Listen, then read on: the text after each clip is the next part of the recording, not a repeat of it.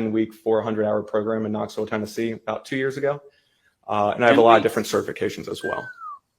And what is the National Forensic Academy and what do you learn there? So at the NFA for short, we lived in Knoxville, Tennessee for 10 weeks. We learned everything from photography to bloodstain pattern analysis to bombs and explosives, shooting reconstruction. We also spent 2 or 3 days at the body farm learning how to dig up clandestine graves as well and document and preserve the evidence. 10 whole weeks. And have you received or maybe Schmock was there? Certificates, that's the word I'm going to use for given a class. Your role as a special agent. Yeah, so I'm a master criminal investigator and a master evidence technician through the Ohio Peace Officer Training Academy. And I'm also a certified crime scene investigator through the International Association of Identification and the University of Tennessee's Law Enforcement Innovation Center. Man. And so with that training and background, what is your role now at BCI? So I've been at BCI for 7 years next month. For the past little over 3 years, I've been assigned to the crime scene unit. And what did you do for BCI before you were assigned to the crime scene unit? I was a criminal investigator in our heroin unit. And I want to focus, though, on your time working for the crime scene unit. You said that's roughly 3.5 years at this point? Yeah, 3.5 years. And what are some of the routine things that you do as a crime scene investigator? So once again, we're an assisting agency. So if there's a crime that needs crime scene processing, the local jurisdiction can call and request me to come out and process the scene.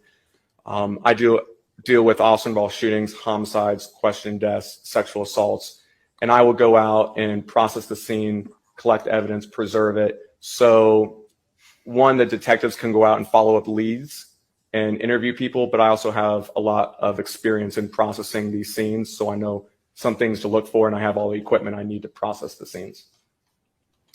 And so how many scenes have you processed, do you think? So I looked at my Excel spreadsheet. In the past 3 years, I have been involved with about 175 crime scenes.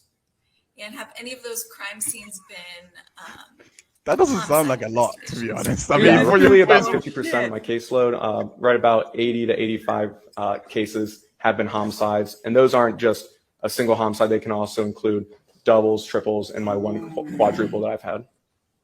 And so when you arrive at a crime scene after you've been called out, is it considered your scene?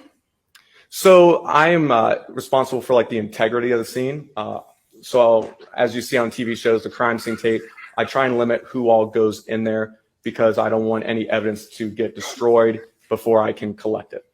Yeah. Okay. And tell the jury a little bit about how it is that a local law enforcement agency can request BCI to come to the scene. So it's usually after some sort of crime. The locals will talk about, do we need BCI assistance? Then they're determined yes, and they call our radio room, which is 24 hours a day. They will call the radio room, tell them what's going on, and then the radio room will contact the supervisor that's on duty at that time. The supervisor would then call the local jurisdiction, see what they got going on, see if it falls under our criteria for us to respond. And if it does, my boss will then call someone like myself to respond to the scene. And so what, do you kind of have a process you work through when you arrive at a scene? Yeah, so every scene is, I don't want to say the same, but my process is all the same. The first thing we're going to do is do an initial walkthrough. I want to see what I have going on. I need to see if I have all the tools that I need, because some agents have different things on their truck than my truck. And I also need to see, do I need more manpower? Because the old saying, the call you get isn't necessarily what you're going to. It's very true. What I could be told might be completely different from what it is when I get there. So I need to see with my own eyes, do an initial walkthrough. And that's how I start every single crime scene. And so you mentioned a truck. What is this truck you're referring to? So it's my big BCI crime scene truck. It's currently parked outside. You've probably seen on. Sorry, mate. You don't have to stop it. It's just like you remember Scooby-Doo, right? The mystery van. That's what he drives around. Yeah. He pulls up. Yeah. I said Scooby-Doo mystery van. He had these Scooby snacks for the boys. says Ohio Bureau of Criminal Investigation, crime scene unit, and that is my mobile office. It goes home with me. So right when I get called out, I can jump into it. It has everything from packaging materials to a 3D scanner to crime scene tape. Anything I need to process scene is pretty much in my truck. This guy has no clue what he's doing. What are your most reliable tools in the truck? The thing I use the most is a camera. I was just on a scene this past weekend where all of us, there are 3 agents, we took 2,200 pictures. But not one that is my most reliable thing because honestly, you guys. I don't know why he volunteered this information if he did not take one picture of your scene. Why would you volunteer that information? God. You are 100% right, Matt. When you said that this guy just turned up and just testified, you were 100% right.